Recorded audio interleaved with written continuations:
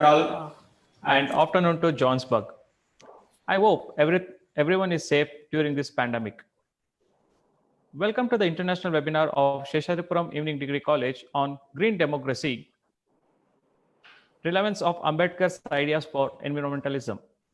At the outset, I am happy to inform you all that our evening college celebrating its Golden Jubilee year. On behalf of our college, we congratulate all the stakeholders. The Ambedkar Study Center of our college, in association with the Center for Indian Studies in Africa, University of Witwatersrand, Johannesburg, South Africa, and Babasaheb Bhimrao Ambedkar University, Lucknow, Uttar Pradesh, India, is organizing international webinar on green democracy. I now request Vinay sir to play a small video of our college.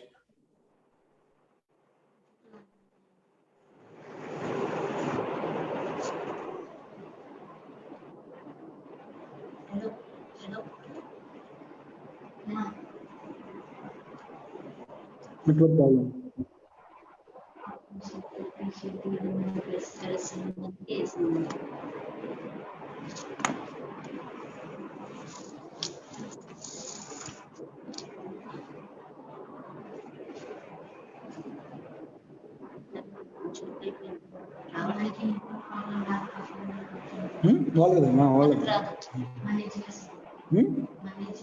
వాళ్ళది cut అయింది ఇట్లా ఎందుకు వస్తున్నారు ఇది video ఎట్లా ఎందుకు వస్తున్నట్లుగా Two people entered and waiting. अरे मतलब बताते हैं कि कितने लोग entered.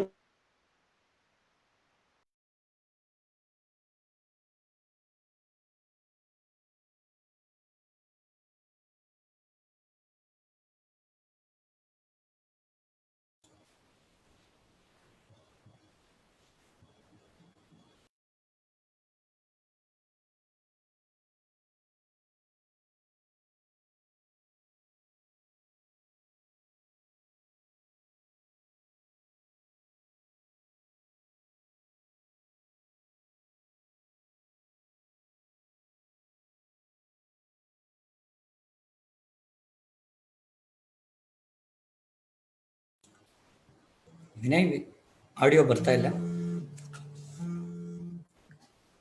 ವಿನಯ್ ಆಡಿಯೋ ಬರ್ತಾ ಇಲ್ಲ. Sir trying. Okay.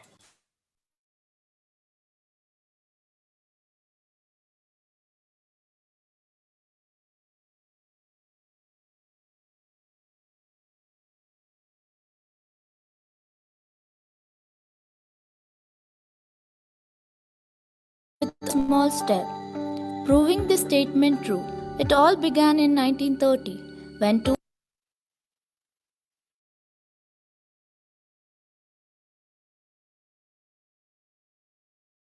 educational enthusiasts took up a noble initiative. In the erstwhile posh locality of Sheshadripuram, Srimati Anandamma and Srimati Seethamma started a primary school with 20 children. Now, Sheshadripuram Educational Trust under its umbrella has 36 institutions. It all began with the educational visionary Sri K.M. Nanjappa, the then president of Sheshadripuram Educational Trust. In 1971, which has been a landmark in the history of education for the working students by starting Sheshadripuram Evening College. Our college started with the primary objective of imparting formal education to the quality and needy. The college is affiliated to the Bengaluru Central University. Being in the heart of the city, it has an easy reach and connectivity. Its premises comprise of spacious building with good canteen, computerized library, business lab, browsing center, Wi-Fi facility, sports club, thus well equipped for all academic, sports, co-curricular like NSS, NCC, YRC, etc. and extracurricular activities throughout the year. The college organizes orientation program for freshers and guest lecturers to equip them. As most of us are working in the morning and studying in an evening degree college, it is very facilitative for us to excel in our jobs. Even though we are studying in an evening degree college, we are being provided many state level and national level opportunities to express our talents. Also, many cultural activities are being conducted. SEDC is engaged in various cultural activities throughout the year. There are numerous committees in the college that perform variedly on their behalf and have a lasting effect on the college, students, as well as outsiders. Our evening degree college believes in the vision to ignite the minds of every student to identify and develop their inner strength, with the mission to promote holistic development of students by offering quality education and making them self-reliant and progressive. Our college NCC cadets will visit every academic year in Officers Training Academy Chennai and INS Kadamba Naval Base at Karwar.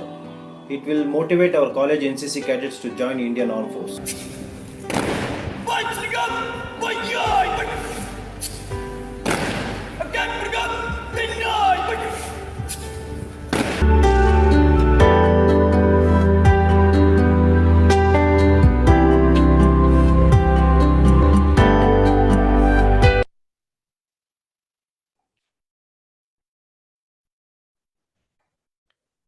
Thank you, Vinay. I now request our beloved principals, NS Satish sir, to welcome and introduce all the dignitaries to this international webinar. Thank you, Sunisha. ಎಲ್ಲರಿಗೂ ನಮಸ್ಕಾರ. Happy evening to India and happy noon to South Africa. I take this opportunity to welcome you all for this international webinar in association with Center for Indian Studies in Africa, Johannesburg, South Africa, and Baba Saheb Bhimrao Ambedkar University, Uttar Pradesh, India. I wish you all in advance happy 74th Indian Independence Day. At the outset, I would like to introduce and welcome Dr. Udebi Krishna, President, Karnataka Gandhi Smaraka Nidhi, and Honorary General Secretary, Sheshadripuram Education Trust, who is inaugurating today's webinar. Sir is a transformational leader with a rare blend of technologist, educationist, social activist, and humanist.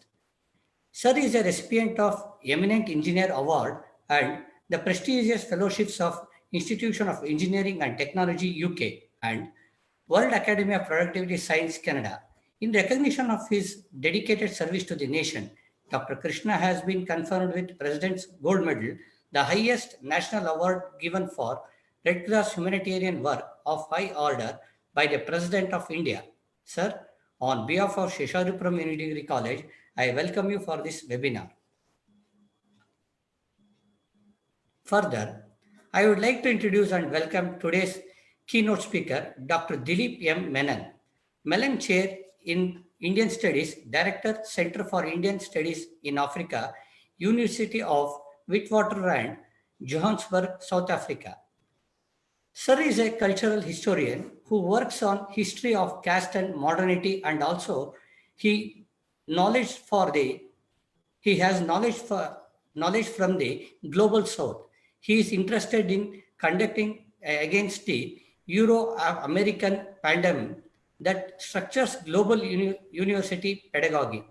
He has recently edited Capitalism Towards a Global History and the editor of forthcoming Concepts from the Global South. He has written extensively on caste, and a few of his essays has been collected in The Blinds of Insight, Caste in Modern India.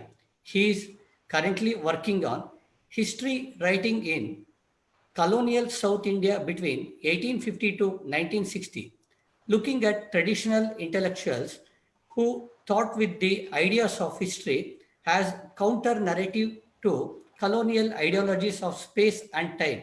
Sir, on behalf of Sheshadripuram Education Trust, I welcome you for this webinar. Namaste. ഈ webinar ഞാൻ നിങ്ങളെ പൂർണ്ണ ഹൃദയത്തോടെ സ്വാഗതം ചെയ്യുന്നു. Menon sir, I hope I pronounced properly. I would like to welcome today's guest of honor, Dr. V.M. Ravikumar, Assistant Professor, Baba Saheb Bhimrao Ambedkar University, Lucknow, India. Sir has done his PhD from Hyderabad Central University and has been faculty member of Department of History in Baba Saheb Bhimrao Ambedkar University since 2006. He has guided 5 PhD and 10 MPhil students. His research activities, including publication of 2 edited books, published 55 research papers, and presented 60 papers in national and international journals, specialized in environmental history and histories of marginalized communities. Sir, on behalf of Shesharipuram Education Trust, I welcome you for this webinar. Namaste. ఈ webinar కోసం మిమ్మల్ని హృదయపూర్వకంగా ఆహ్వానం కోరుతాను.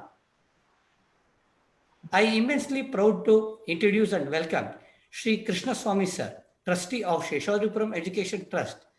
Sir is a reputed law professional before the High Court of Karnataka. He serves in various well-known social institutions as a social activist. He is the governing council chairman of Sheshadripuram Law College. Sir always supports for all the events of our evening degree college. Sir, I welcome you and I request you to preside over this international webinar. I welcome all the office bearers and trustees of Sheshadripuram Education Trust and all the principals of our sister institutions, other heads of the institutions, conveners, volunteers, and all the participants who have registered across the globe. Now, I welcome Darapa Konnur, convener Nisarga Mitra, Sunil Kumar Ji, coordinator of IQAC, and Kalidas K, convener of Ambedkar Study Center of our college. And finally, I welcome our teaching and administrative faculties to this webinar. Thank you, one and all. Thank you, sir, for welcoming all. On behalf of all, I welcome our beloved principal, sir, to this international webinar. Welcome, sir. Thank you, sir. The man who has brought the global recognition to Shesharipuram Educational Trust, who is none other than Dr. Udupi Krishna, sir.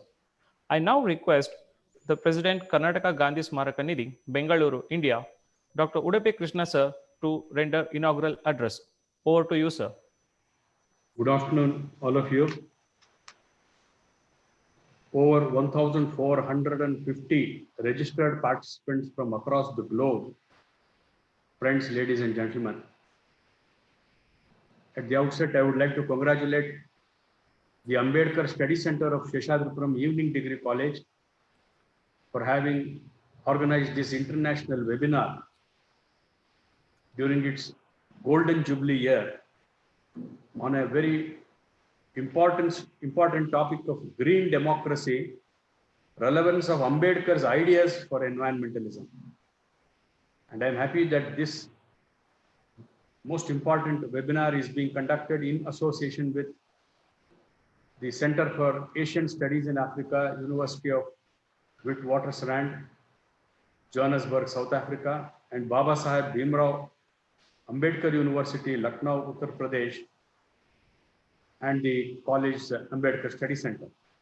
I'm very happy to inform all the participants that Sheshadripuram Educational Trust, in all its 9 undergraduate colleges, has instituted these Ambedkar Study Centers, and they have been functioning very effectively for over a decade now.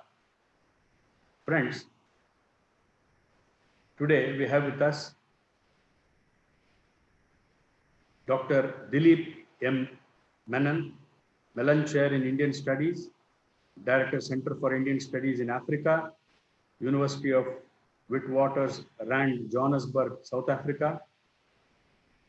Sir, Dr. V.M. Ravi Kumar, Assistant Professor Baba Bhimrao Ambedkar University, Lucknow, Principal of the College, Professor N.S. Satish, our moderator, Professor Vinay Sagar L.S.,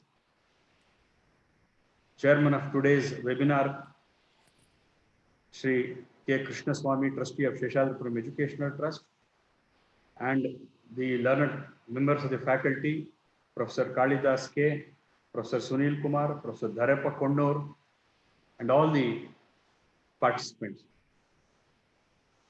As I already told you, this topic is a very important from the point of view of our planet. All of us aspire to transform our planet through sustainable development. In fact, when we speak of sustainable development, sustainable development has three facets. One is economic, second social, and the third one environmental. So only if we have a deeper and a proper understanding of all the three facets, that is economic, social, and environmental, then we will be able to appreciate sustainable development as a concept. Whenever we speak of economic sustainable development, we always keep in mind prosperity.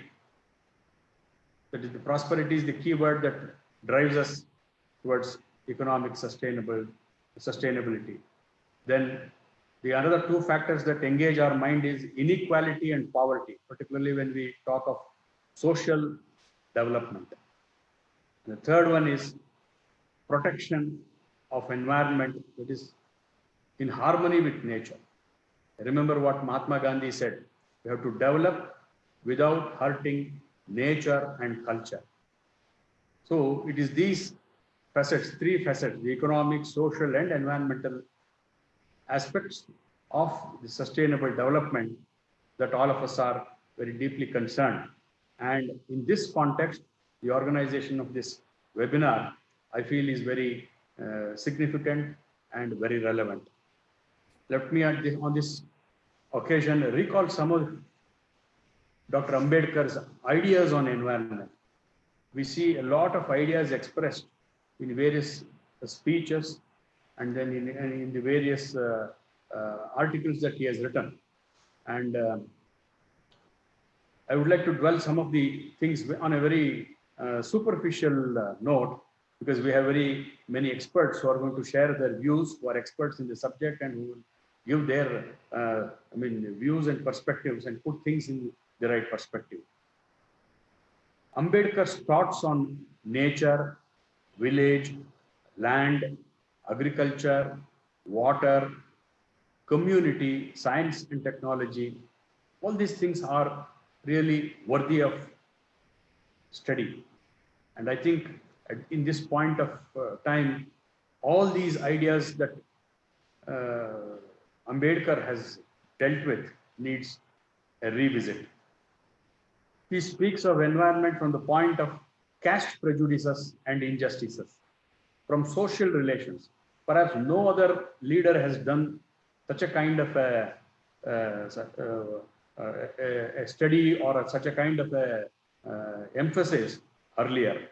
He saw that the Dalits were outside the ecological space, particularly in the context of India. When I'm talking of environment, I'm talking with special reference to India. And he says that the Dalits were outside the ecological space and the intellectual world of the high caste Indians. So most of the environmentalists, we see most of the environmental thoughts that have emanated from the high caste Hindus. But it is Ambedkar who provides us the right kind of perspective, particularly from the most ignored perspective of the Dalits and whom we call as whom in those days were called as the downtrodden. Friends, he also spoke very strongly on what is called casteized nature. See, nature, as we all understand, is nature per se, but then he spoke of casteized nature in the Indian context. He very clearly pointed out that Dalits were being treated as inferior village servants. And in this context, he said, even nature is casteized nature. He said even water had a definite caste. In no other context you will find this. And in the Indian context, we find this. He said water had a definite caste and it became polluted as soon as a Dalit touched it. These are all some of the most heavily loaded concepts, but still this requires a proper understanding before we actually look into what Ambedkar had to say about environment. Ambedkar, you see, spoke very heavily about casteism. He said the Indian caste system is, or rather the Hindu caste system is like a multi-storied building without stairs. Each caste is stuck up in its own floor. Neither can they move up nor come down. And he also says, speaking of the weakness of the Hindu society, he says, the greatest weakness of the Hindu society is ascendancy in reverence and descendancy in contempt. Whenever we want to put someone on the throne, we simply raise him to the level of God. Ascendancy in reverence, and then we want to put down somebody's back, we put down so badly, that is called descendancy in contempt.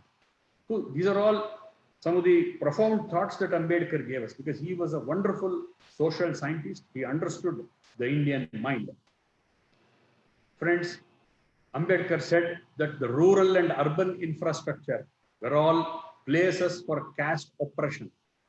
I told you, Ambedkar came from the Dalit background, and he knew the suffering, because the wearer alone knows where the shoe pinches. And that is how we cannot find a better person than Ambedkar in expressing those thoughts so strongly. Untouchability was the most inhuman practice in both rural and urban settings. This social exclusion resulted in discrimination and injustice. The village and the community imposed a lot of control on nature and human labor. He had first-hand experience of village life, unlike Mahatma Gandhi or Pandit Nehru or even Rabindranath Tagore. Therefore, Ambedkar's ideas on environmentalism will definitely be much, much different from those leaders. Ambedkar saw village not as a single unit, but as two sections, the touchables and the untouchables. He says, touchables live inside the village and the untouchables outside it. This is the fact. Even today, in spite of 8 years of freedom in this country, we still see the situation in our villages. And Ambedkar expresses his anguish in the following words. I would like to quote what he has said. Quote, "In this republic, there is no place for democracy. There is no room for equality. There is no room for liberty. And there is no room for fraternity. The Indian village is a republic of the touchables, by the touchables, and for the touchables." Friends, Indian rural landscape, therefore, he said, cannot be treated as a basic unit of Indian civilization or constitution. As you all know, he was one of the greatest framers of the Indian constitution. He no doubt helped in creating one of the world's best constitutions. But he did express his apprehension that our rural landscape, with all these casteist feelings, cannot be a basic unit of our constitution. He said that caste and untouchability affected Hindu community. He said that Hindu community was not a homogeneous community, but only a collection of castes. It was like a federation of castes. And he was so very much disappointed that he had almost lost all hopes in liberating the untouchables. And he advocated what is called conversion, that is incorporating the Dalits into another community which is free from the spirit of caste. That is why we see in the life of Ambedkar, during the end of his life, he also converts himself to Buddhism and says, I would not like to, I've been born as a Hindu, but I would not like to die as a Hindu. That was the kind of stand that Ambedkar took. He felt that environmental resources and freedom from environmental inequalities are essential for all. And he clearly saw that the Dalits were deprived of environmental resources and they were not free from environmental inequalities. Therefore, he spoke of land reforms from the point of view of landless farmers as also the Dalits. He favored state ownership of agricultural sector because he had seen that the Indian society cannot be free of exploitation. It has a long history of, trampling over the lower sections of the society, and he always favored state ownership of agricultural sector. That didn't happen is another factor. And also, he wanted to end exploitation of one part of society by another. And this was his core idea of development. Friends, trying to understand Ambedkar's views on environment and development will definitely help resolve Dalits' rights over natural resources and their inherent right to development. So to ignore Ambedkar's perspectives is to see environment in part and not in whole. Ambedkar becomes important because he was the earliest of the environmentalists who spoke of inclusive environmentalism. In fact, today, the United Nations Sustainable Development Goals also echo the same sentiments that were expressed by Ambedkar about 8 or 9 decades ago. Friends, I'm very happy that you have afforded me this opportunity to share some of my thoughts. I'm sure the distinguished speakers who are going to speak after me will share their insights on this wonderful topic. And I thank one and all for giving me this wonderful opportunity to be with you all. Thank you once again. Namaste. Thank you, sir, for the inaugural address. May now request Dr. Dilip N. Menon, Mellon Chair in Indian Studies, Director, Center for Indian Studies in Africa, University of Witwatersrand, Johannesburg, South Africa, to enlighten us on the topic. Over to you, sir. Thank you. Good afternoon, all of you from South Africa. It's just coming up to 1 o'clock here. And I'd like to thank the principal, Satish and Dharapa, for inviting me. Tumba dhanyavadagalu. Since you spoke to me in Malayalam, I'll speak to you in Kannada. Thank you, sir. So today I shall try and speak about Ambedkar and green democracy. And as you know, Ambedkar's works are vast. So I'll concentrate on a few texts. So I'll try and speak through his idea of democracy, as in the book, What Gandhi and Congress Have Done to the Untouchables. I'll speak about Buddha and his Dhamma. And of course, I will refer to his famous 1916 essay on caste, which he wrote when he was a very, very young man. But before I begin, I think it is important for us to remember Ambedkar as we enter the 74th year of our independence, also because democracy is under threat in India by Hindu majoritarianism. Minorities and Dalits are under attack in India. And this is something that we need to bear in mind when we think about Dr. Ambedkar, Baba Saheb Ambedkar's warnings about the limits of parliamentary democracy. So keeping that in mind, I'll begin with a brief speech that he gave in 1954 over All India Radio. This was shortly before he left Hinduism and converted to Buddhism. This was as he was writing Buddha and his Dhamma, his magnificent unfinished work, thinking about the idea of fraternity or Maitri. Maitri is the one element in Indian society that is lacking given our caste society, that we are divided as human beings by caste. We love animals more than human beings. That is the way our society is structured. So in 1954, in the All India Radio broadcast, and I quote, Dr. Ambedkar says, "I have not borrowed my philosophy from the French Revolution. My philosophy has roots in religion and not in political science. In Buddha's philosophy, liberty and equality had a place, but he added that unlimited liberty destroyed equality and absolute equality left no room for liberty. He gave the highest place to fraternity, Maitri, okay? The idea of friendship and fraternity, as the only real safeguard against the denial of liberty, equality, or fraternity. So while we have this triad of concepts from the French Revolution, liberty, equality, fraternity, fraternity still remains unrealized in India, right? We have worked through liberty and equality in the Constitution, but one cannot legislate fraternity into existence. You cannot make people love one another. You cannot make people show another person dignity. That is the limit of our democracy in India right now. And he finishes his speech by saying, Indians today are governed by two different ideologies.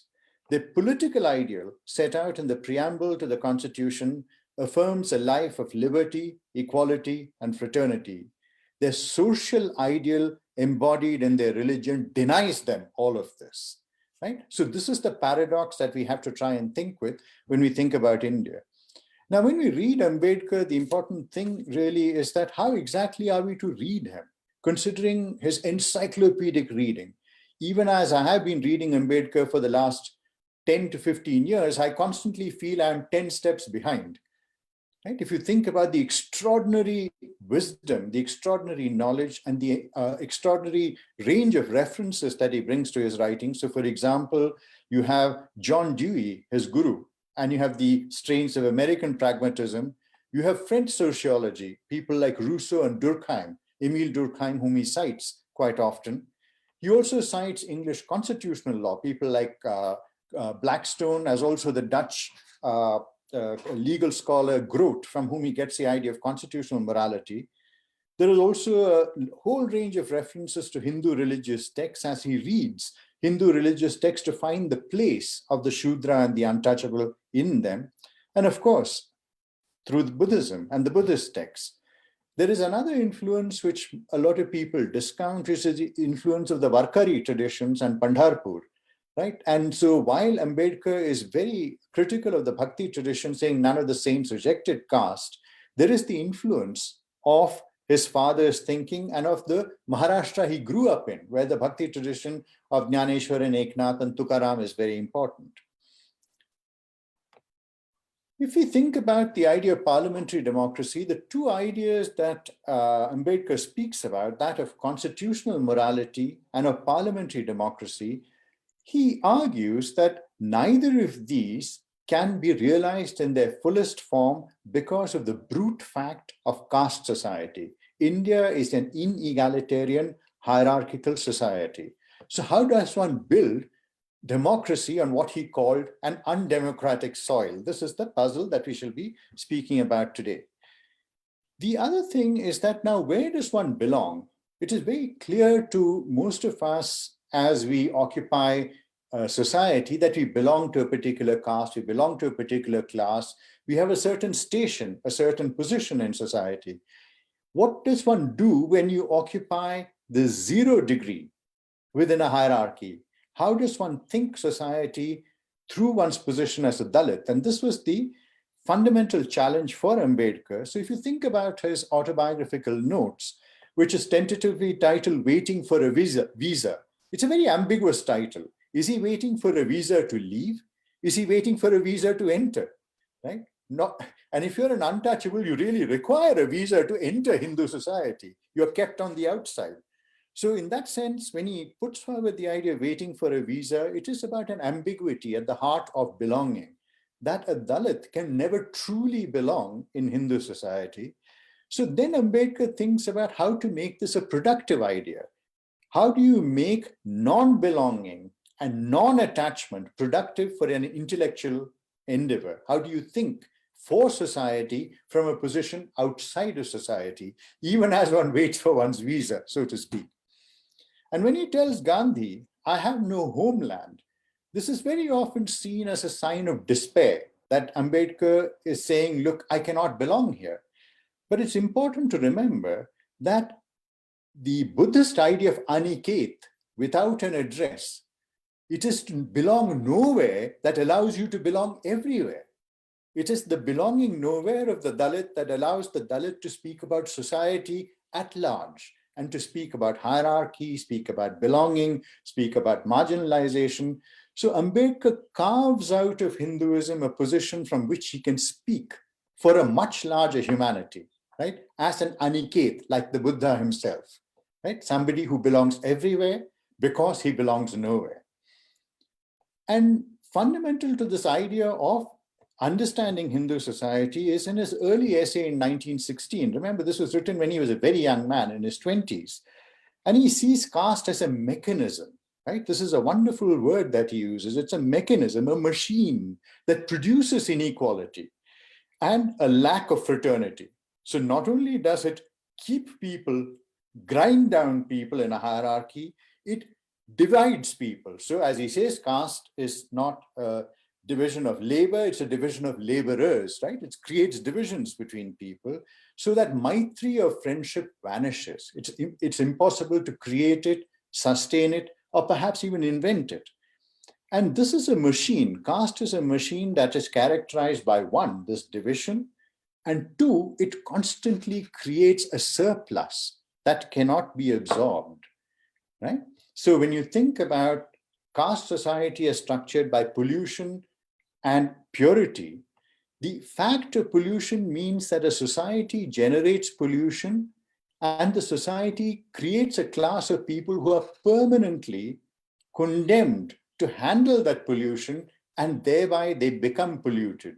So caste is a mechanism, it is a machine that produces division and it creates a surplus that cannot be absorbed, right? It condemns a certain class of people to be constantly engaging with it, creating what Dr. Krishna said, right? He said a permanent outside, right? That Ambedkar constantly speaks about a permanent outside. So what are the possibilities then? Now, all of this is very pessimistic, right? So when you think about what I have said, so what are the possibilities for democracy in India and for a green democracy where we need both a sustainable engagement with nature, but prior to that, we need a just and equitable access to nature, right? And in India, there is no just and equitable access to nature. Some have more access than others. So this is the dilemma, again, that we have to face. So now to the three parts of my paper.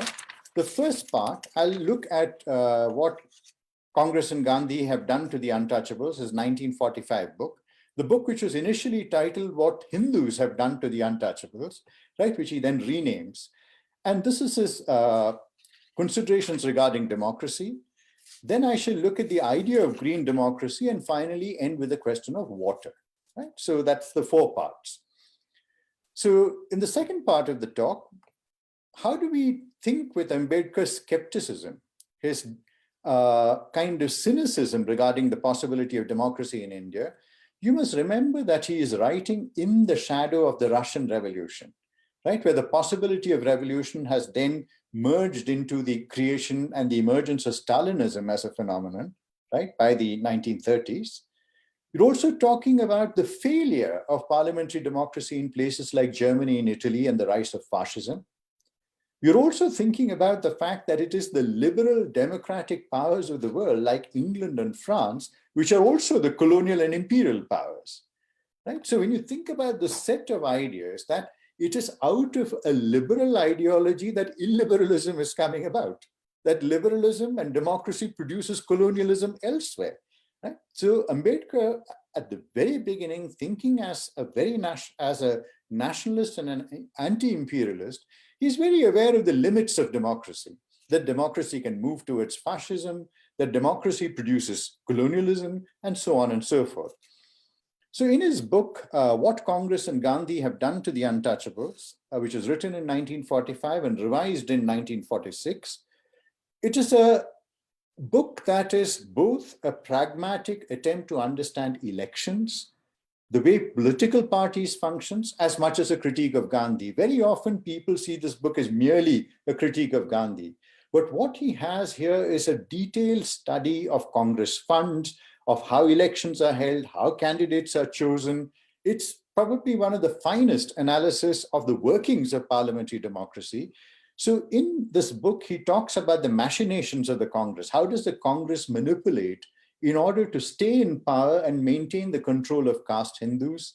He discusses Gandhi's perfidy, as he calls it, or Gandhi's betrayal in the Round Table Congress and the Round Table Conference in London and the 1937 elections. He pays particular attention to the use of funds, the allocation of seats. And it's interesting that he is arriving at a disillusionment with the very idea of parliamentary democracy, even as he is in 1946 going to become the chairman of the Constituent Assembly, which will then produce the Constitution of India. Right? This is a very, very, very paradoxical conjuncture in Indian history, that Ambedkar, as he sits as chairman of the Constituent Assembly, is already disillusioned about the possibilities of parliamentary democracy in a caste society. And this is something we must remember. It's not only in 1956, right, when he leaves and decides to convert to Buddhism, that this disillusionment is happening. So it's an ironic conjuncture, and it is an indictment that he provides in what Congress and Gandhi have done to the untouchables of the very form that he was going to institute as the chairman of the Constituent Assembly.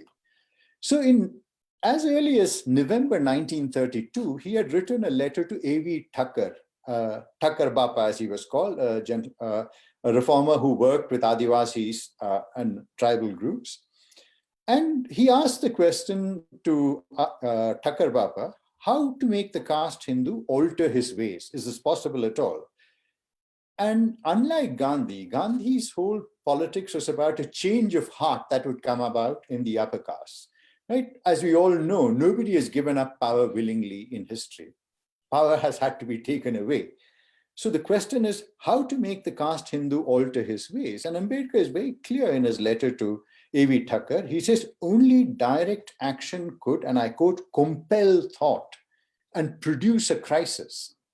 Right? And he says, if we have to alter a structure of a society, alter the structure of politics, alter the structure of a hierarchy, you have to compel people to think, you have to force people to think, and you have to produce a crisis. Things can't go on.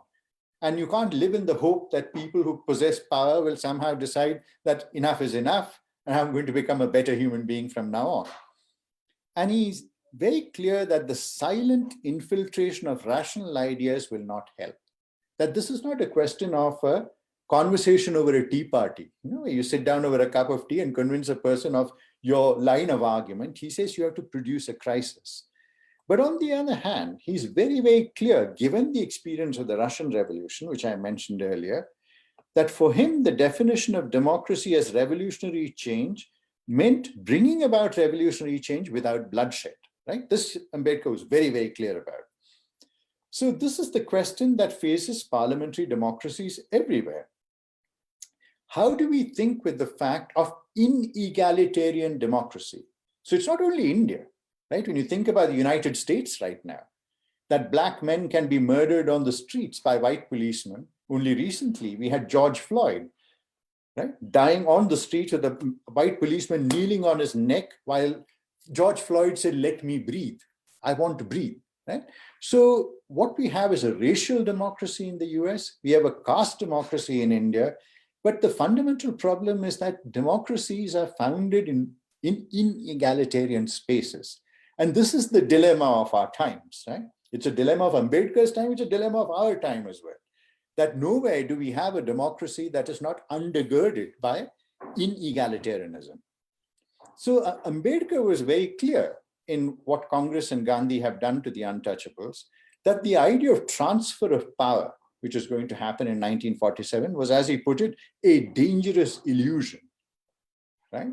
The transfer of power was a dangerous illusion because power was not being given to the people. Power was being given to a very small group, a group that was already in power. And in a Hindu society, it was being given largely to an upper caste dominated, or what he called a Brahmin Banya kind of collaboration that was happening at the top. The power was in the hands of an oligarchy. And this is, again, as true of Ambedkar's time as it is true of ours, where neither democracy nor adult franchise, that fact that everyone could vote, were adequate safeguards for what he called the tyranny of the Hindu communal majority, which could lead to Hindu Raj. These are prophetic words, right? This is Ambedkar writing in 1945, and we are witnessing, we are living through that period right now in India, where neither democracy nor adult franchise were adequate safeguards for the tyranny of the Hindu communal majority, which could lead to Hindu Raj. And he showed how, if you think about elections, right, the fact of the holding of, regular holding of elections, the Congress in the 1937, the provincial elections that were allowed by the Government of India Act of 1935, the Congress had secured less than half the vote in the provincial councils and assemblies, only 18% of untouchable votes, but it had a strong party machine. It had more resources. So if you think about the BJP coming to power in the second round, only 31% of the votes, right? But it came to power. What does this mean? So in our parliamentary democracy, you have the possibility of a party getting less than the majority of votes still coming to power. What matters is a strong party machine, more resources. And as Ambedkar put it, in the case of the 1937, the elections following the Government of India Act of 1935, and Ambedkar's words are always very powerful. He said it is an army versus a crowd, right? That you have an organized political party like the Congress, which can decimate the opposition. It's an army versus a crowd. This again is a prophetic idea if you think about it. So there are three assumptions, the three reasons why Ambedkar felt that parliamentary democracy was not something that would thrive. The first is that parliamentary democracy assumes a freedom of contract between equal individuals. But in a caste society, the very idea of equality is absent. So the idea of freedom of contract doesn't exist. There are some who have power and some who have no power. That was the first thing. The second thing is that social and economic democracy was not a prior condition, right? Social and economic democracy, equality should precede the coming of parliamentary democracy. What you have is a caste society, a hierarchical society on which we are trying to build a democracy which can only be a farce, right? This is like the German philosopher Immanuel Kant put it, out of the crooked timber of humanity, nothing straight can ever be made, right? So out of a caste society, you cannot create a democracy that guarantees equality to everybody.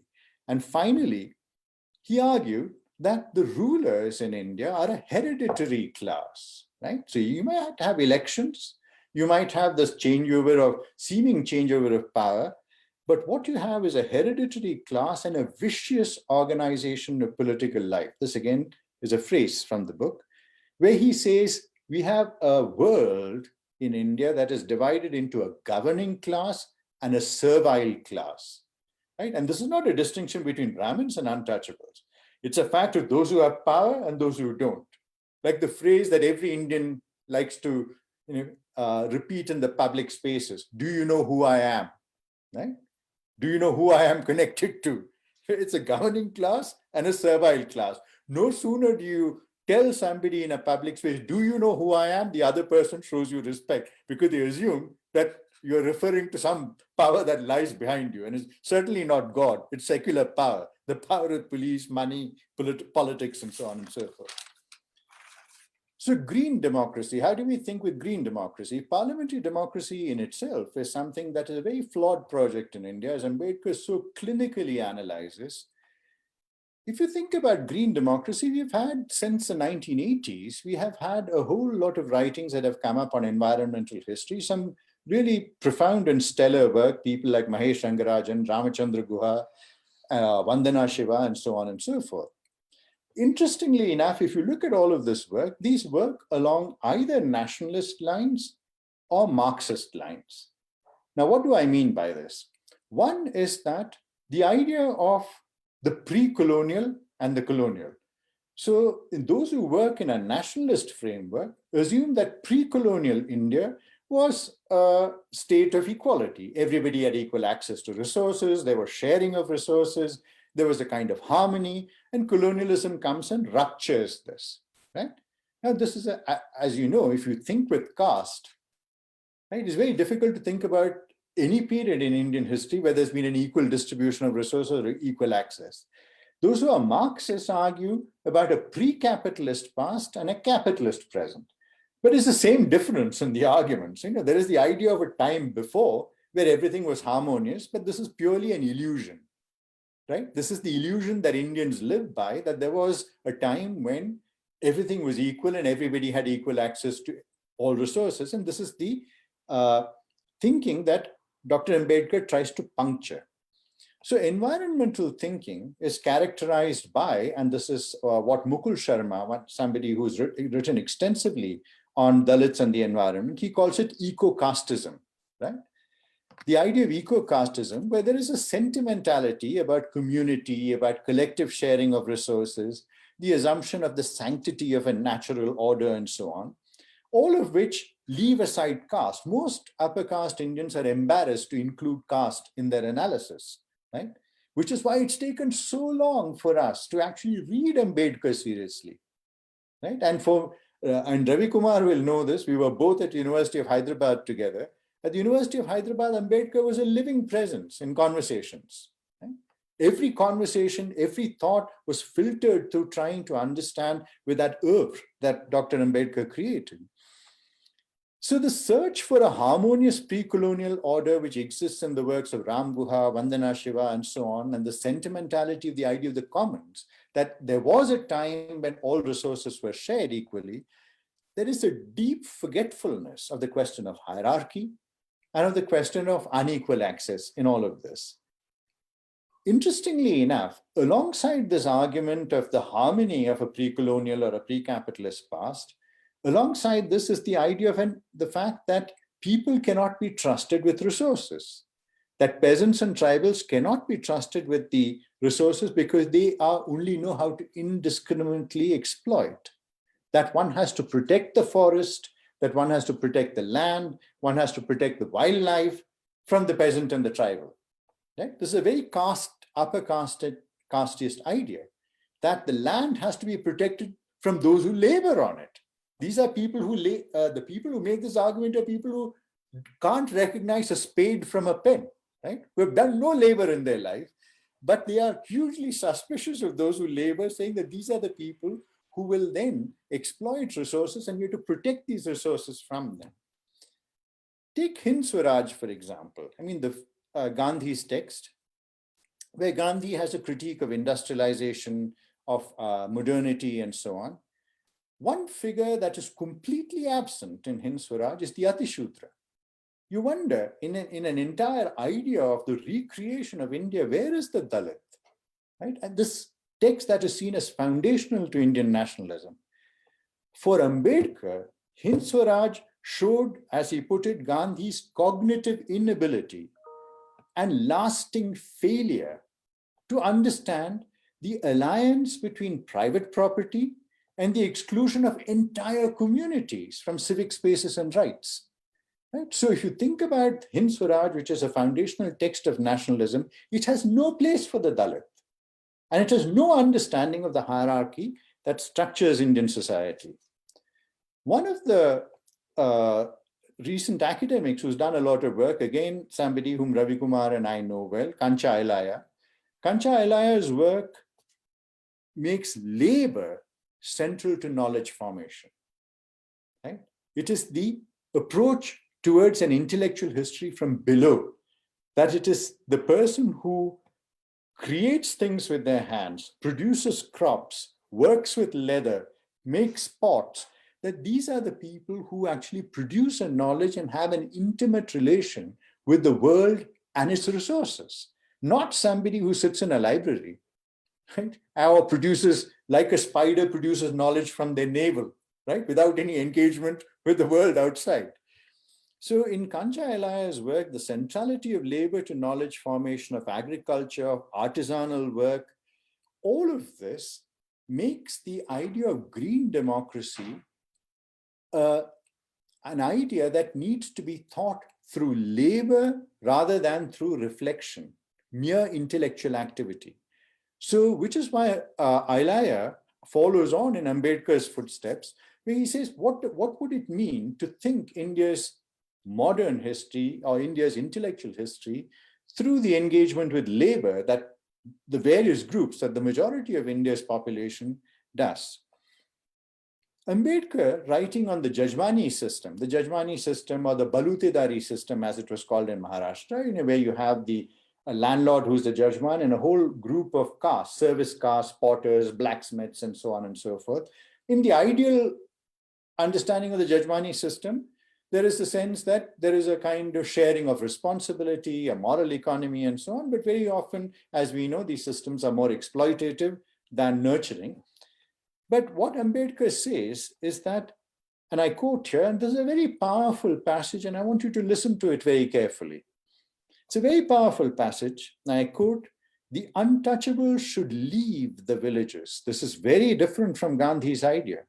Right? For Gandhi, the village is the site of habitation. The untouchable should leave the villages, and wherever they find fallow land, they should capture it and start farming. If anybody tries to stop them, they should resist and claim their ownership by paying appropriate land revenue to the government. Remember here, this is a constitutional lawyer, right? You take hold of the land, you cultivate it, but appropriate land revenue should be paid to the government. This way they can live with dignity in their own society. This way they can create a new, dignified and equitable society. So fundamental to the idea of green democracy is equal access to resources, that those who labor should have access to resources, should not be excluded from. The land is not to be protected from the laborer, which is our environmental discourse. The land belongs to those who labor on it, right? This is the fundamental principle of green democracy. So this question of exclusion and the question of justice are related. They're part of the same question. And the question of access and the question of dignity. Central to this argument is dignity. Why is it that from Periyar onwards, the idea of self-respect, dignity, right? It comes from an assertion that I labor, I produce, I create, right? For the citizenry of the space that I live in. So the question of equality rather than hierarchy. And this is the question of what Mukul Sharma calls a democratic agrarianism. If one is to think about a green democracy and of a Dalit relation to the environment, we have to think about a democratic agrarianism, right? Where people who labor are made central to our thinking about the transformation of society. The third part, and I'm coming up to 30 minutes here, I'll take another 5 to 7 minutes to finish. The two things that are central to India, the Indian ways of thinking, Dr. Krishna pointed out water, right? I mean, the fact that water both pollutes and removes pollution, this is the trickery of the Brahmin mind. If you think about the question of water and the question of touch, in India, why do we all play cricket? Right? Why is cricket our national game and not football? Because in cricket, you don't have to touch anybody. Football, you have to touch people. So places like Kerala have football, Punjab has football, Bengal has football, but most other places, it's a very Brahminical game where everybody keeps a distance from each other.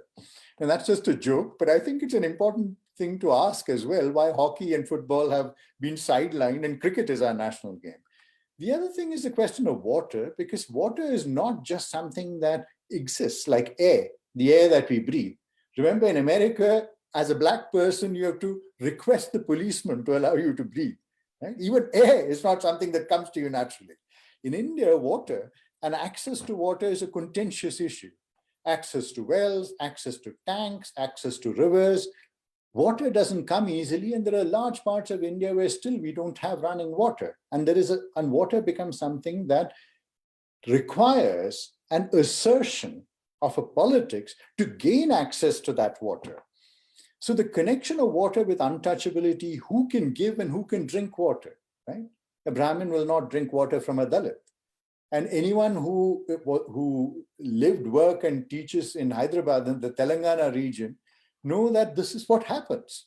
You cannot walk on roads, you cannot drink water from the same glass, and this is true of Telangana as of many other parts of India as well.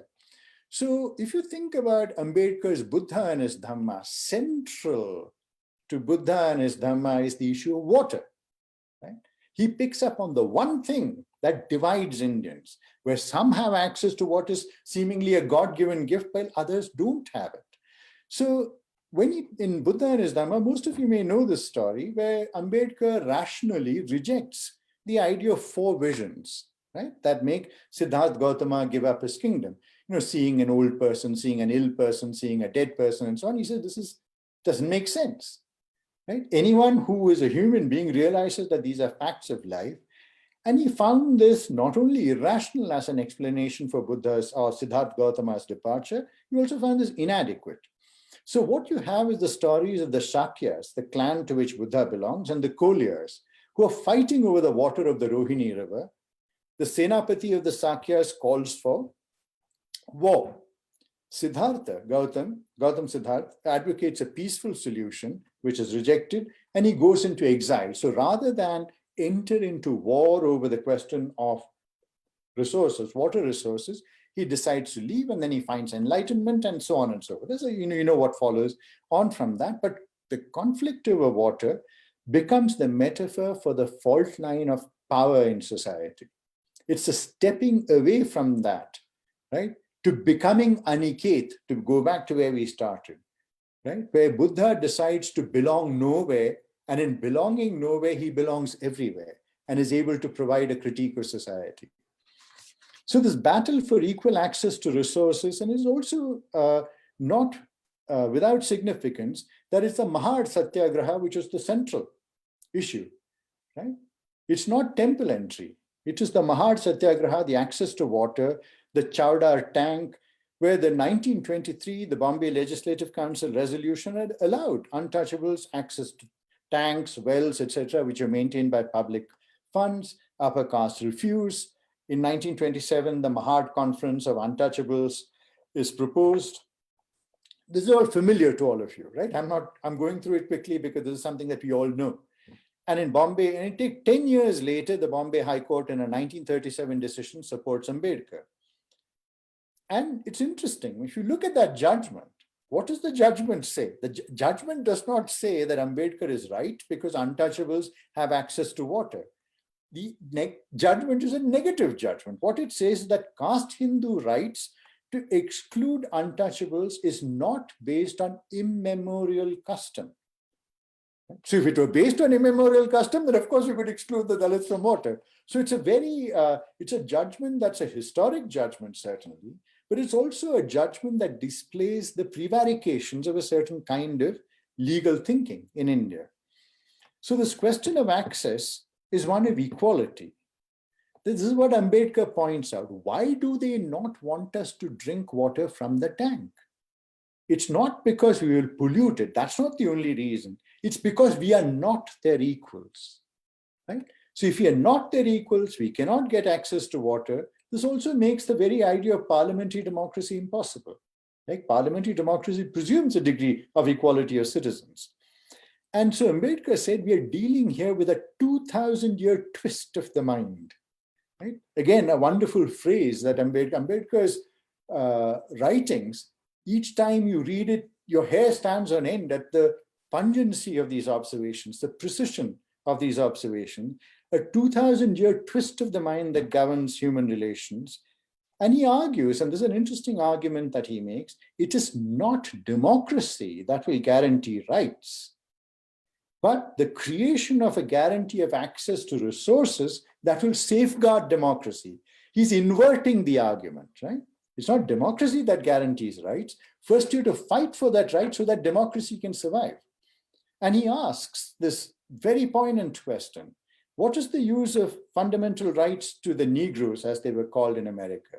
What is the use of fundamental rights to the Negroes in America, to the Jews in Germany under Hitler, and to the untouchables in India? It is a universal map of exclusion. You can give somebody fundamental rights, but if you do not have Maitri, you do not have fraternity, under law, you cannot make somebody your brother. Under law, you cannot make somebody treat you as an equal, treat you with dignity.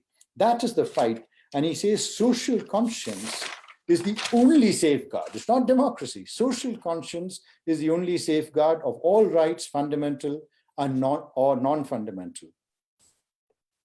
This inversion, right, where he inverts the argument, something has to precede democracy.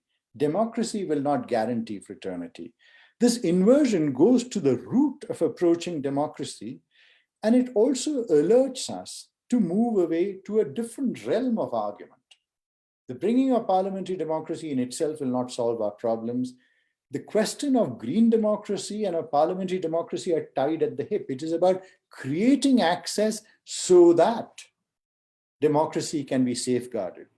And I will end with a quote again from Buddha and his Dhamma. And here again, there is a constant dialogue that goes on with Gandhi all the time, right? He says the Buddha's principle, we are told, is love all so that you may not wish to kill any.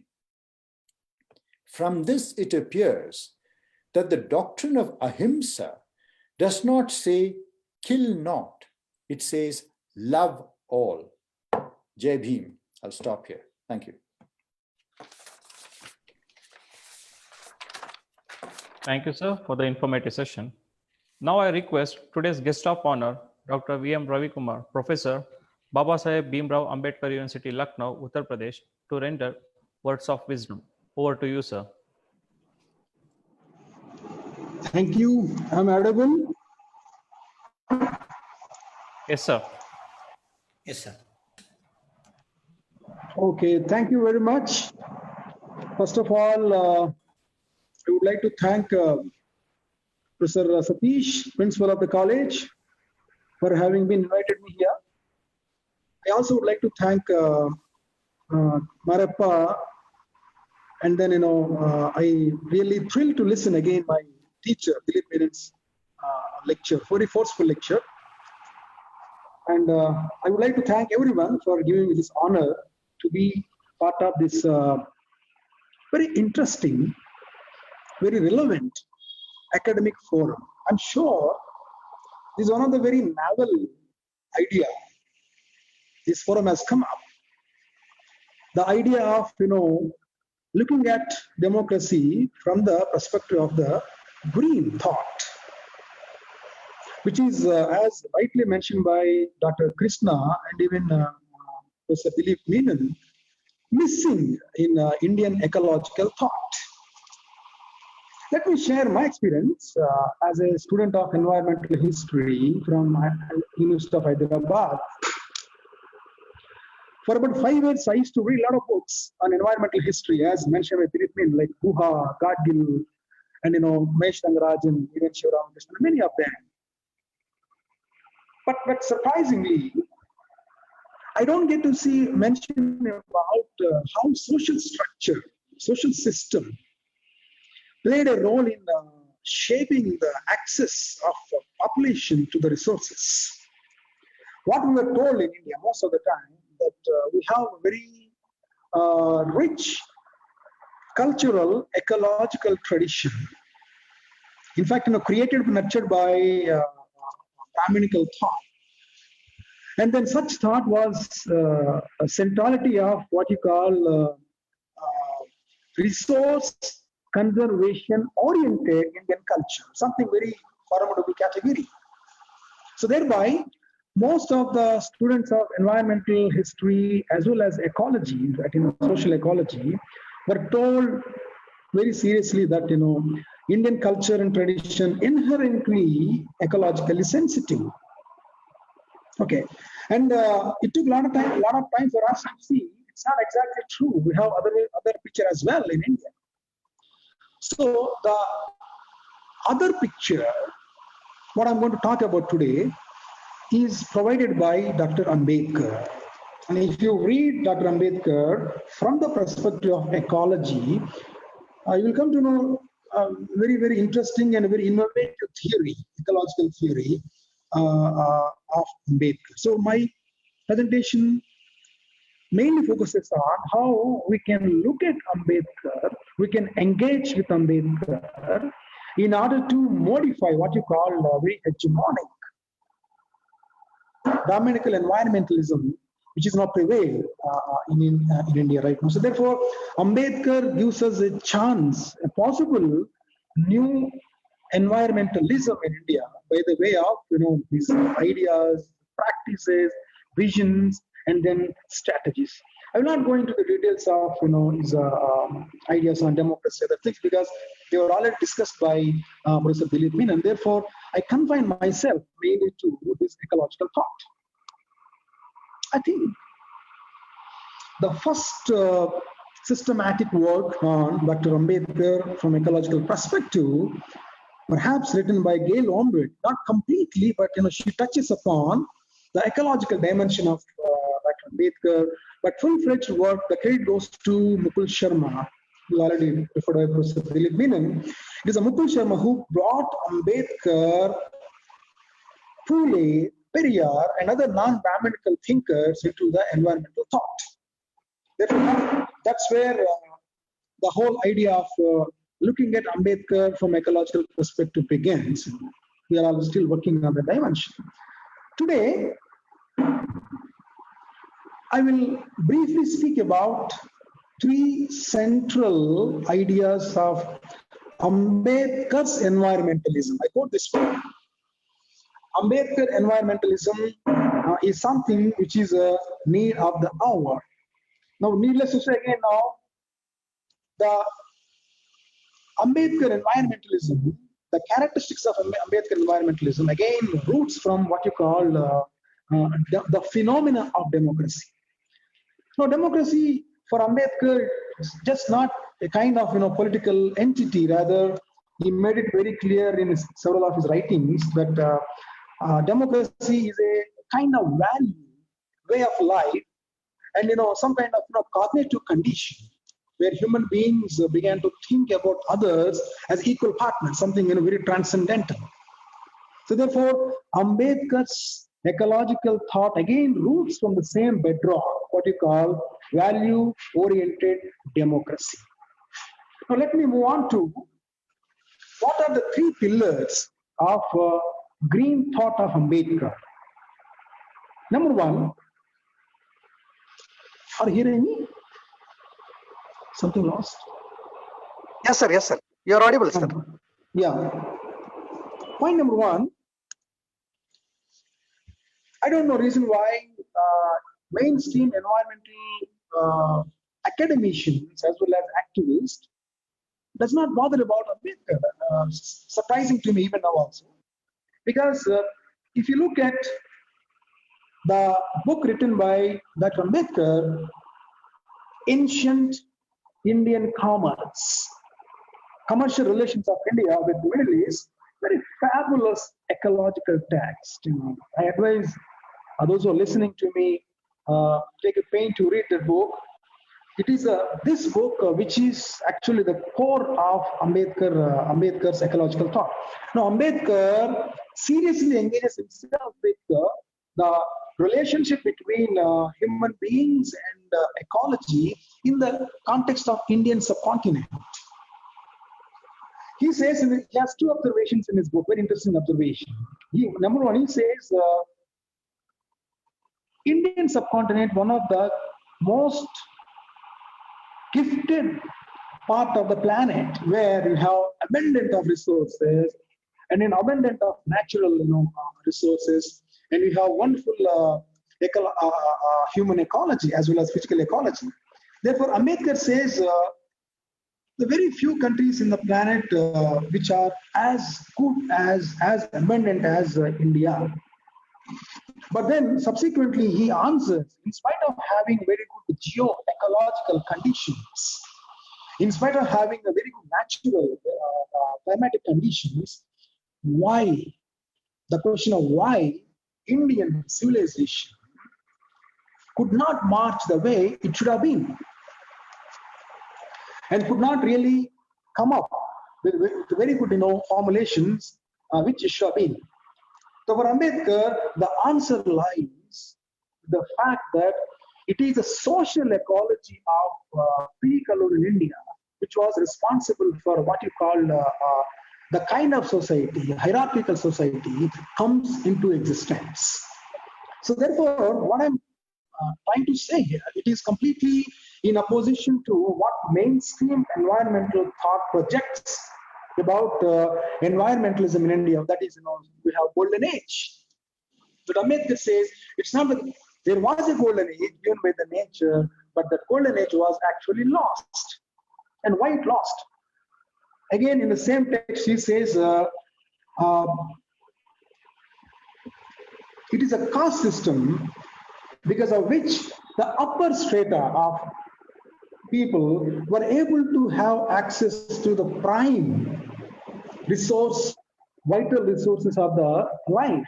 like water, land, whatever may be. Therefore, Ambedkar says it is the upper state of the people who got access to most of the cream of natural resources, whereas those same people created what you call cultural, social, and economic values with which the lower state of people were subjugated.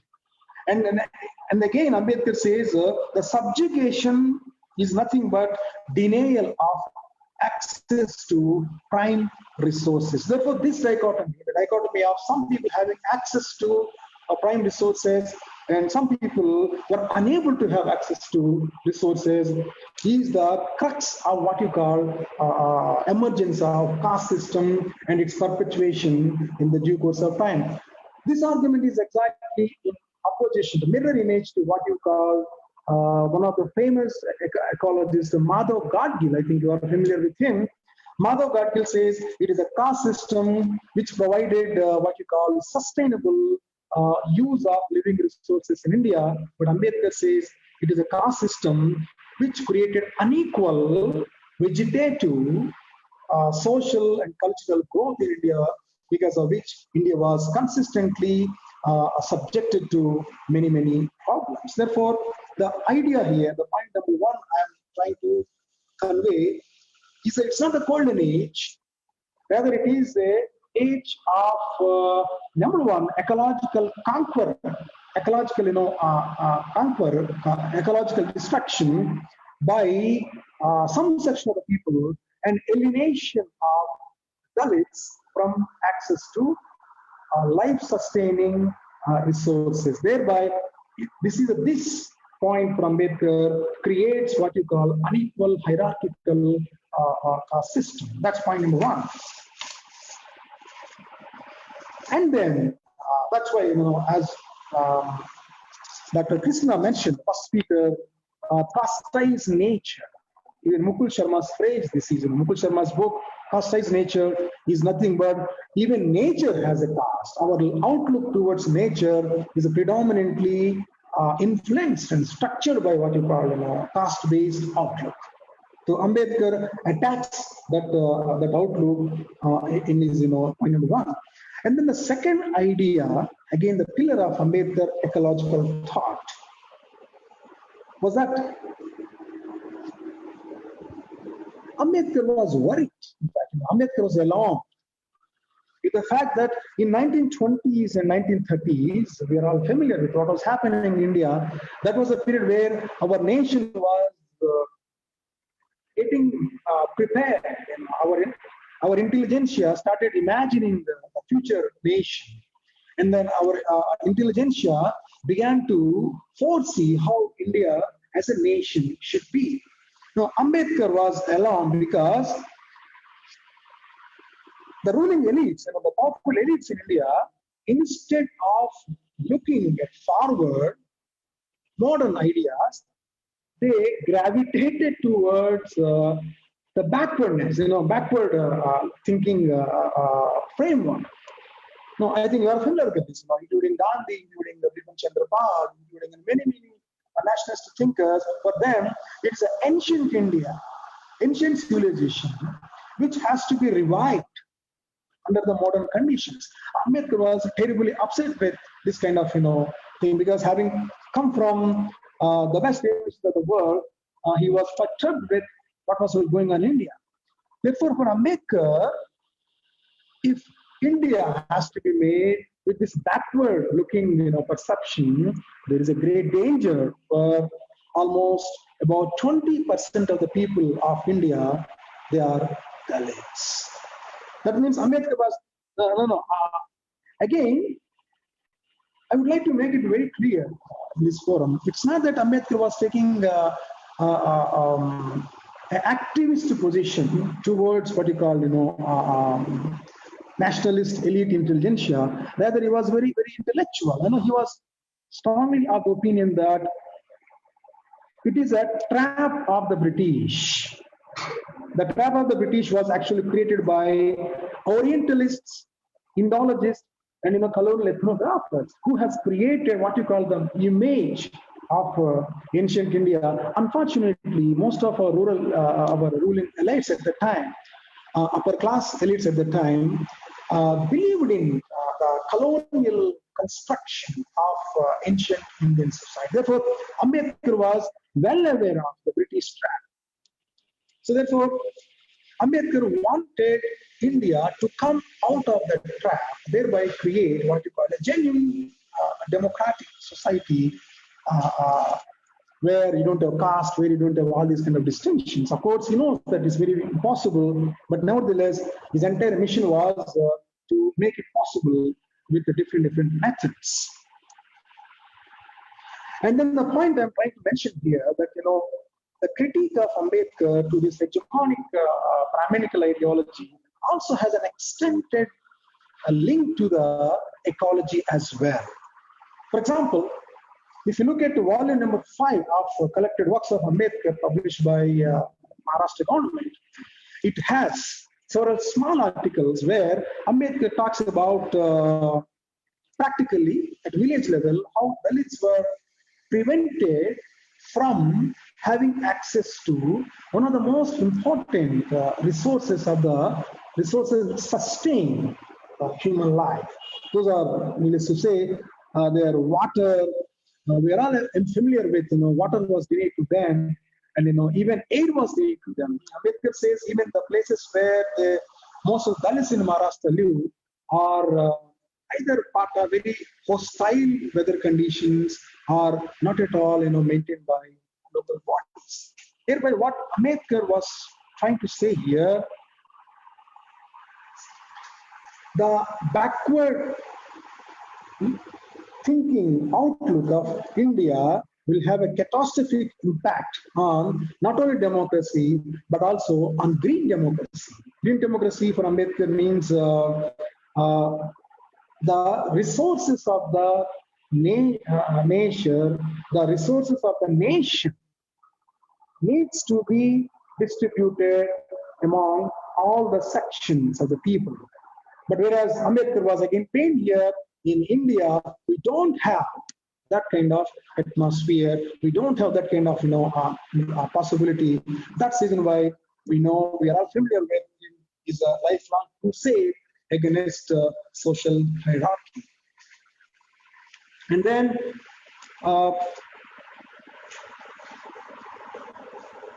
if you look at again how the point number 2 advances Ambedkar environmentalism. Ambedkar environmentalism is not only about thought but also about practices. For example, we know Dr. Dilip Menon has already spoken about it. The formidable Satyagraha, Mahat Satyagraha, it has 2 emblematic features. Number 1, it raised revolt against water untouchability. It also burns Manusmriti in a public place. That's where Ambedkar sends a very clear signal that Dalits of India are not willing to accept the hegemonic Brahminical cultural system. Rather, they want alternative ideology. Therefore, Ambedkar environmentalism is not all about ideas, but also about practice.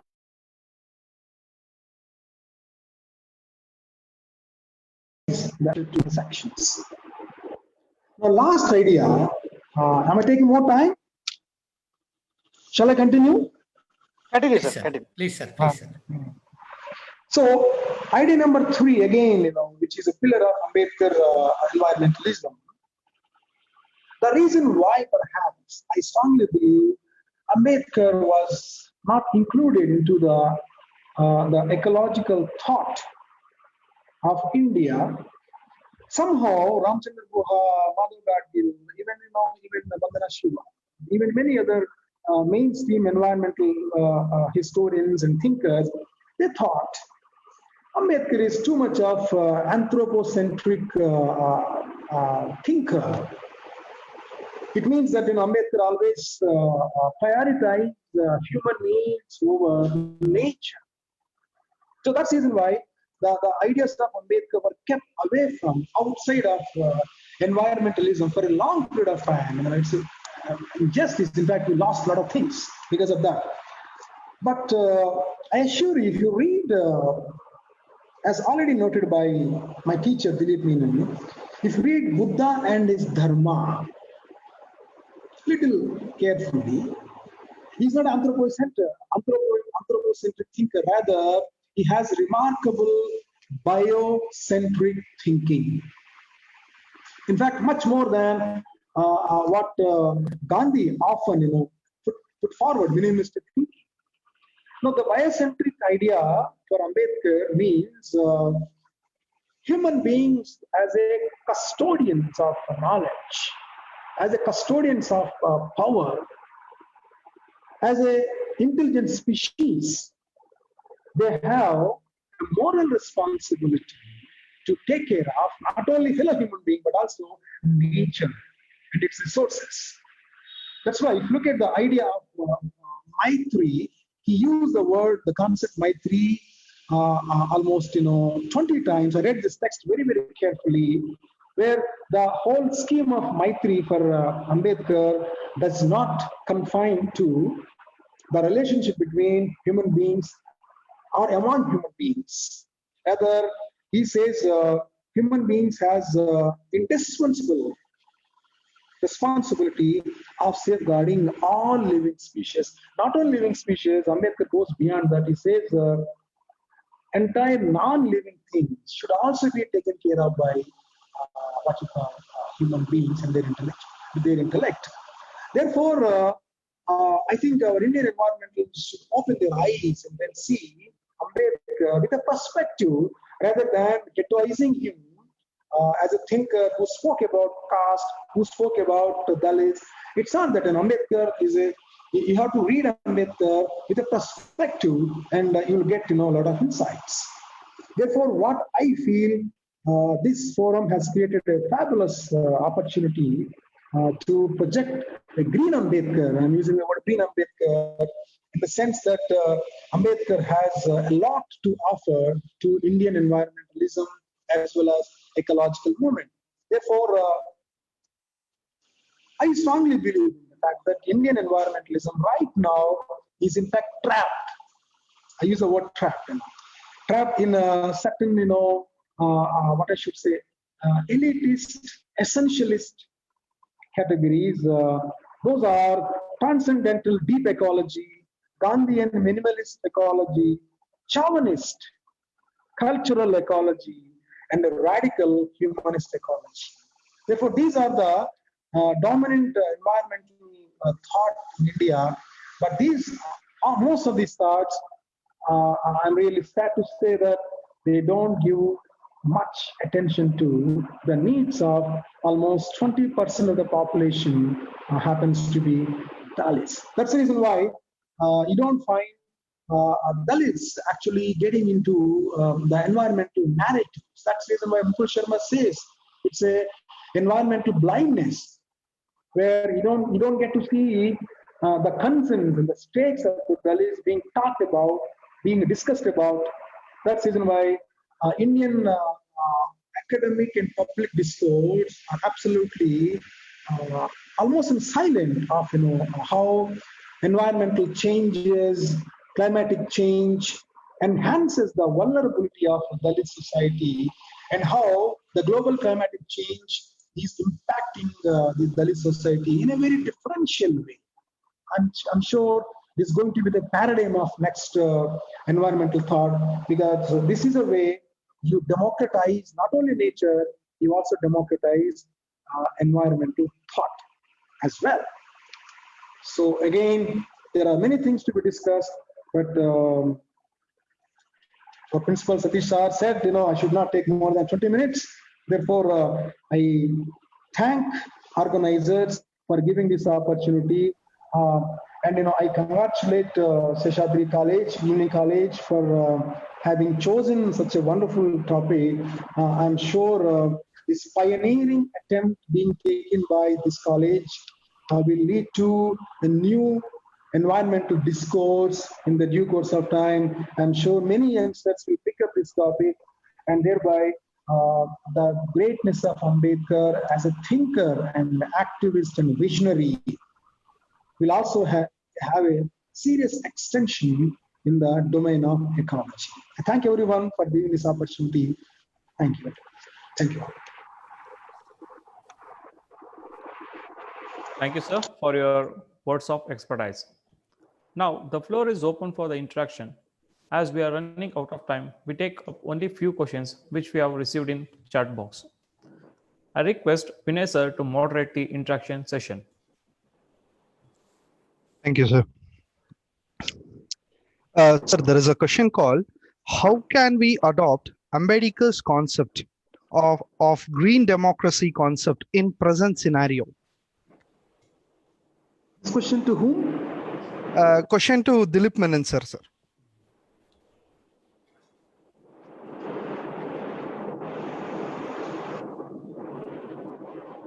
Okay, if I may answer, I think this is a question that probably Ravi Kumar should also, he's done a lot of work on this, maybe he should take it up as well.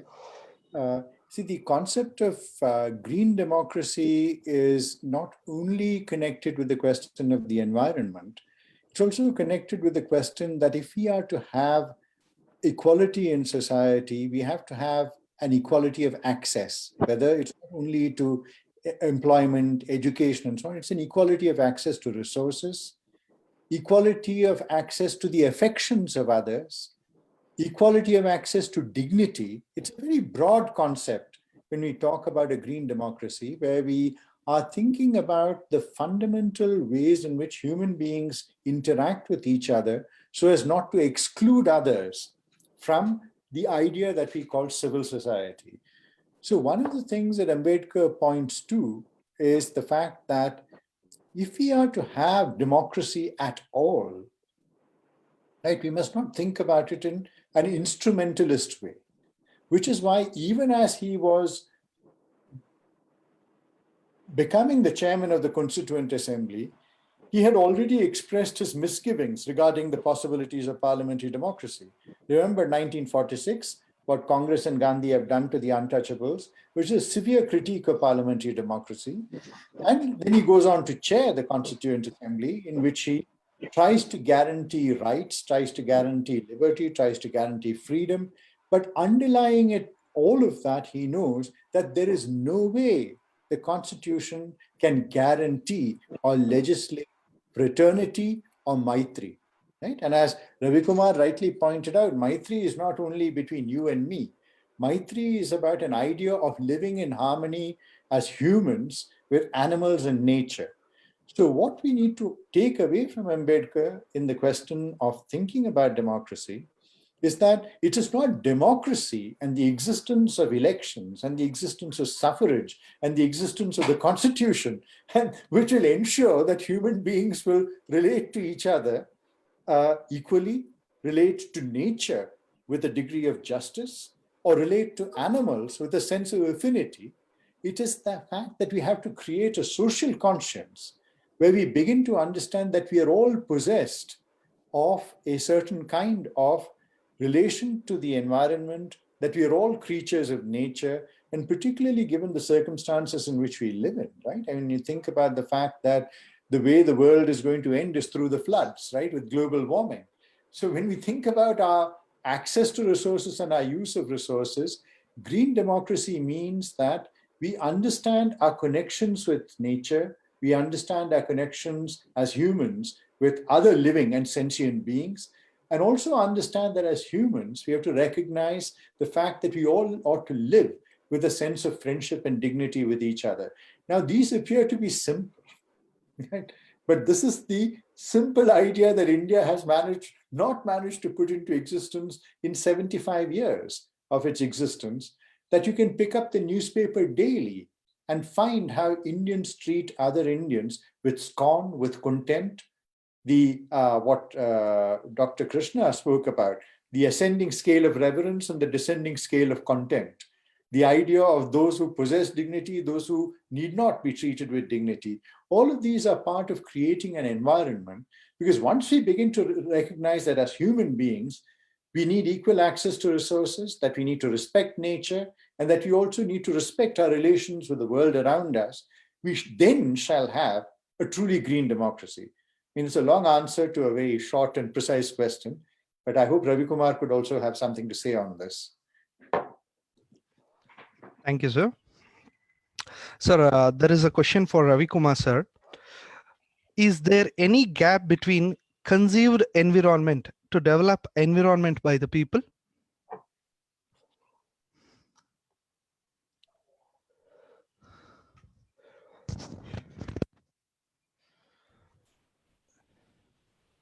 Ravi Kumar sir, please unmute yourself.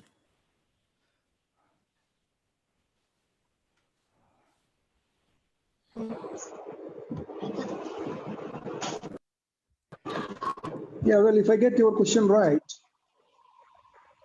that's what the entire discourse of more than, I think, 2 hours we are here. That we should make aware of our citizens, not only about looking at nature as a sacred entity, the way we are taught to be respected. Rather, we have to make it a resource to be shared, a responsibility to be shared. The conserving nature is not responsibility of some sections, which is very, very wrong. That's what somewhere very wrong, very pathetical wrong went into the environmental thought. See, that's what Ambedkar says, the word inclusive environmentalism. That's what I constantly refers in my work. So that means we have to build a people's movement by the way of making them aware of not only access to resources, but also their responsibility of conserving nature, conserving ecology with the collectivity. That's what Ambedkar thought is all about. The channelizing and transforming human collectivity for betterment of nature, betterment of ecology. That's where you will have the access to building a better people's movement with a sense of responsibility. Thank you very much.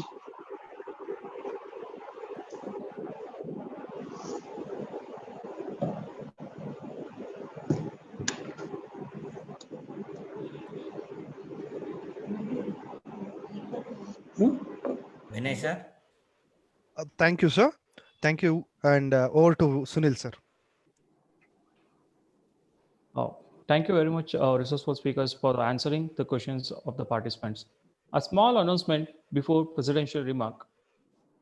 We send the feedback form link now in the chat box as well as to your registered email IDs, which will be active for next 48 hours. Kindly fill the same and send back for e-certificate. The e-certificate will reach you from 7 to 10 days. My now request Sri Krishna Swami Sir, Trustee, Sheshadripuram Educational Trust, to render presidential remark. Over to you, sir.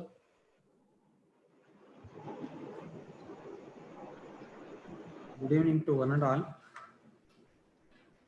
Today's session, it is green democracy, it's both ecological and environmental. Especially this relevance of Ambedkar's ideas for environmentalism has been very well discussed by both our speakers, Dr. Menanji and Dr. Ravi Kumarji. I thank our principal, Dr. Professor Satish, for selecting these 2 speakers on the Ambedkar's ideas of environmentalism. Especially, I went through the entire session since from the beginning. Our secretary spoke very well, especially referring to the constitutional rights, economic, social, and educational and environmental. That is what guaranteed by our constitution.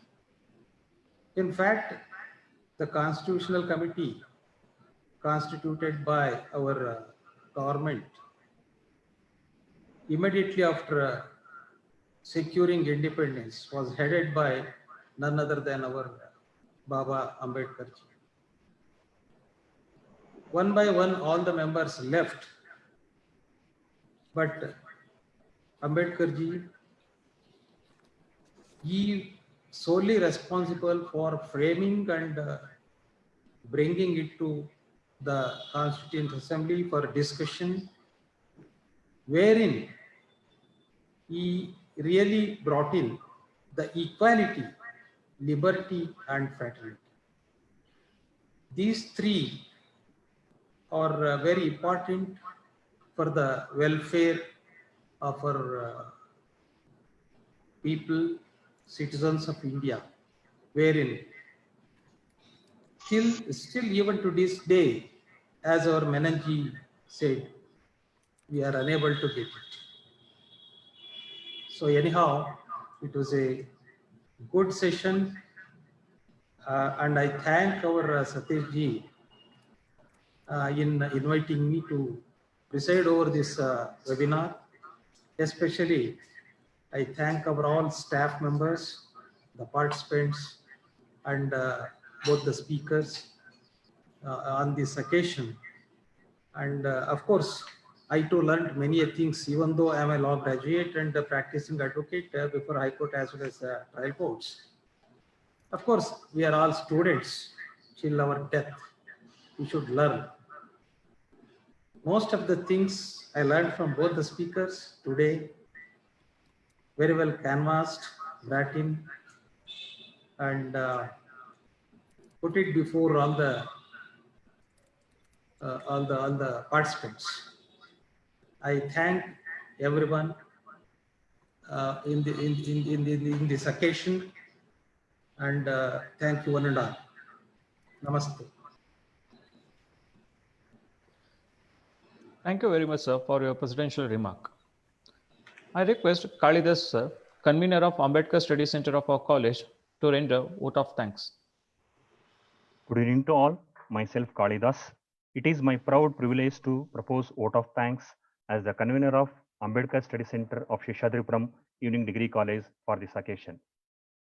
At the outset, I thank Center for Indian Studies in Africa, University of Witwatersrand, Johannesburg, South Africa, and Babasaheb Bhimrao Ambedkar University, Lucknow, Uttar Pradesh, India, for associating with us for the international webinar.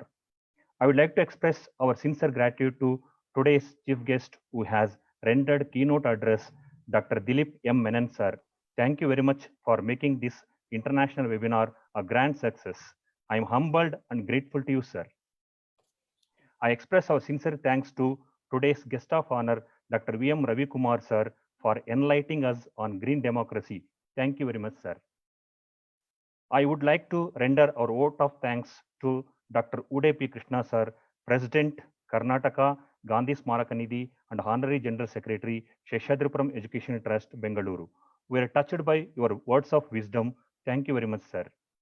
I express our wholehearted thanks to Sri Krishna Swami, sir, Trustee, Sheshadripuram Education Trust. We are grateful to you. Support all our programs. Thank you, sir, for your presidential remarks. In his absentia, I thank Professor C.L. Basarajaya, sir, Chairman, Governing Council, SEDC, and I thank all the office bearers and trustees of Sheshadripuram Education Trust. My special thanks to our beloved principal, Professor N.S. Satish, sir, who is the strength of our Sheshadripuram Evening Degree College. I would like to thank all the office bearers of Center for Indian Studies in Africa, University of Witwatersrand, Johannesburg, South Africa, and Babasaheb Bhimrao Ambedkar University, Lucknow, Uttar Pradesh, India. I would like to thank Darappa Kannur, convener Nisarga Mitra, Sunil Kumar ji, coordinator IQAC, who have helped us to materialize this webinar. I express our gratitude to all the principals, conveners, and members of Ambedkar Study Center of our sister institutions and other colleges, academicians, research scholars, students, and delegates across the globe for participating in this webinar. We will ever remain grateful to our teaching and administrative staff for their support. Thank you one and all. Thank you, Kalidas, sir. Very shortly, we will meet in one more international webinar of our Evening Degree College under the banner of Chetana, Women Empowerment Cell, that is on 18th August at 5 p.m. The topic is Sakimantana, Journey of Women, Puberty to Post-Menopause. Once again, thank to each and everyone. Thank you so much. Now we are conclude this webinar. Thank you, Dilip Menon, sir. It was a wonderful